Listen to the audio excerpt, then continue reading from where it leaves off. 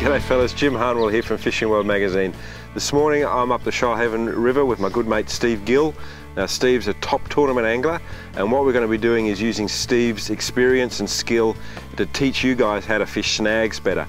Now as you know, snags are great spots for fish like bream, bass, EPs, flathead, and up north species like barra, mangrove jacks, threadfin salmon. So what we plan to do today is identify the sort of snags you need to fish, and then sort of go into the detail of how you actually fish them, what sort of lures you'd use, where you'd cast those lures, and how to make the most of the snag so you can get a better result with your fishing.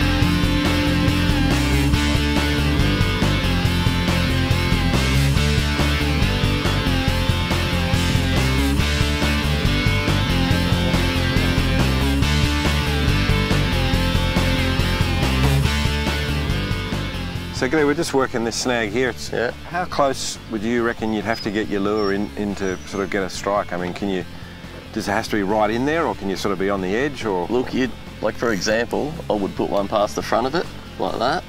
A lot of the fish will, especially the smaller fish that might be on the snag, will sit out to the front and try and get, there's a heap of prawns around, they'll try and get them as they wash past in the current. Now, other than that, you don't get a bite on the front, you'd start to work your way down the snag. Just keep peppering it along until, my favourite is pretty much the base of the snag, if you can get to it.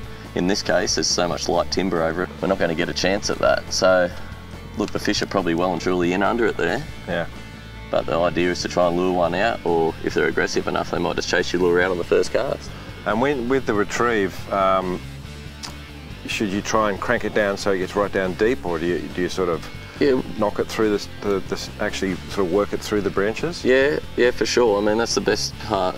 One of the best reasons is attacking these snags with a hard-bodied lure, because the bib, as they swim down like that, the bib will hit on the stick, and because these slightly float, if you feel it hit, you can just leave it sit there and it'll float up over it, and you can pull it down over the snag again. And some of the snags we fished this morning, they're obviously pretty old snags because they're covered in barnacles and that sort of growth. Yep. Do you like those ones because they've obviously got a lot of food and stuff on them? Yeah, for sure. I mean, look, at the moment, these fish are mostly eating prawns, so it's just the structure they're hiding on, it's ambush. But yeah, there are times where you'll just see, bream in particular, love the little barnacles. That's one of their staple diets. I mean, at the moment, they'd be definitely keyed on the prawns, but other times of the year, they're definitely eating barnacles, oysters, little crabs that live in the barnacles and stuff like that. So yeah, definitely, Jim. And what about with the tidal influence on a snag? I mean, obviously, when we've talked about like the tide's coming down, it's coming in now, so this is the central area. Are high tides are better, or coming in tide a better time to fish a snag, or does it matter? Low tide's probably the best time to go looking around. If you're new on a system, you definitely want to go at low tide, because there'll be so many snags that you're not going to even know are there. And so low tide, you have a prospect, find out where they are. You might even mark them in your GPS. You can use the structure scan. Yeah, so definitely the low tide's the time to look around. Then as the tide moves up, you'll know that a certain part of that snag will become submerged, and the fish know that too when they get up. They get right up there. Like, if you can see and hear the back of this snag, by the time we get another 600 mil of water, that's going to be the prime spot of that snag. There's going to be fish sitting up there where there's actually air at the moment. And we're obviously targeting like bream and bass and EPs at the moment. So, what your standard sort of 2 to 4 kilo spin gear is the go for that? Yeah, look, I'm using a 7-foot rod at the moment. We've been doing a lot of edge fishing as well, but I've generally got a 6'6" or 6'10" that I would use around snags. It's a little bit shorter, a bit more accurate, especially on a boat like this that's low to the water. Yeah, and yeah, the 2 to 4 range. I mean, look, 1 to 3, so I'm using a 1 to 3. Anything like that's generally sufficient.